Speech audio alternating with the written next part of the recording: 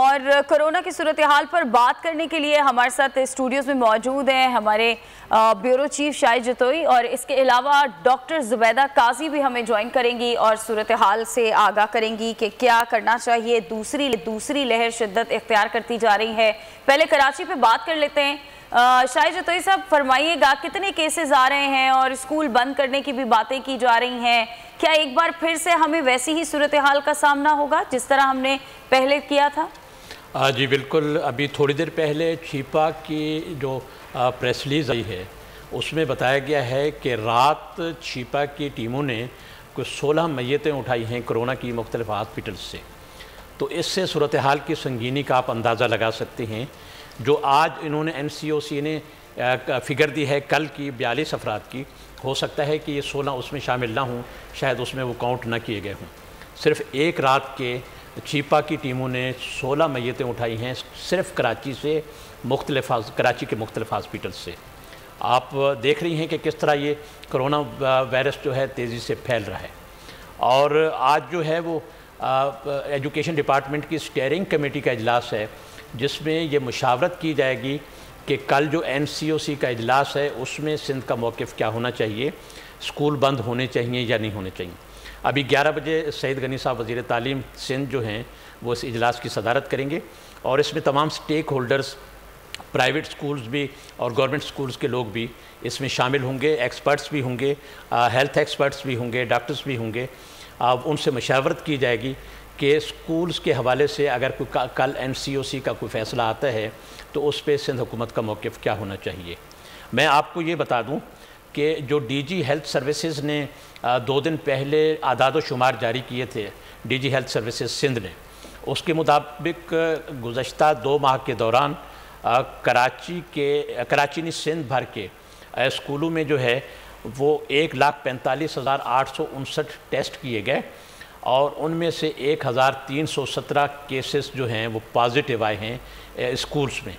उसमें स्टूडेंट्स भी थे और असातिज़ा भी थे और स्कूल के स्टाफ। ठीक है, इस हवाले से बात करेंगे शाहिद जतोई साहब। हमारे साथ मौजूद हैं डॉक्टर जुबैदा काजी साहिबा। डॉक्टर साहिबा, बहुत शुक्रिया आपके वक्त का। डॉक्टर साहिबा, जिस तरह की इत्तलात आ रही हैं कि केसेस रोज़ ब रोज़ बढ़ते जा रहे हैं और पिछले से ज़्यादा ख़तरनाक जो है वो अब सूरत हाल है, आप क्या समझती हैं इस सूरत हाल में किस तरह जो है वो हमें लड़ना होगा कोरोना के ख़िलाफ़? हमने देखा कि पहले लॉकडाउन का सहारा लिया गया, अब स्मार्ट लॉकडाउन की तरफ जा रहे हैं हम। आप समझती हैं कि स्मार्ट लॉकडाउन काफ़ी होगा?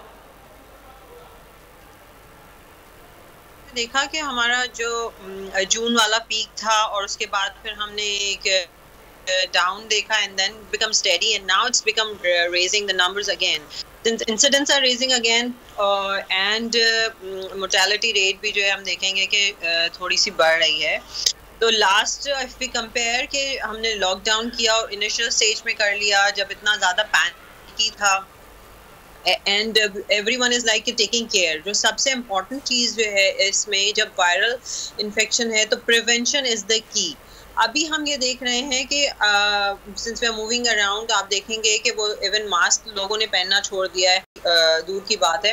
तो the only message I would like to say कि हमें दोबारा से लॉकडाउन करें या स्मार्ट लॉकडाउन करें, लेकिन प्रिवेंशन जिसको हमारी आवाम ने बिल्कुल इग्नोर कर दिया है, that we are taking it very tightly कि हम दोबारा से जैसे पहले जो है वो हम इतने ज़्यादा इफेक्टेड नहीं हुए comparing to the other world.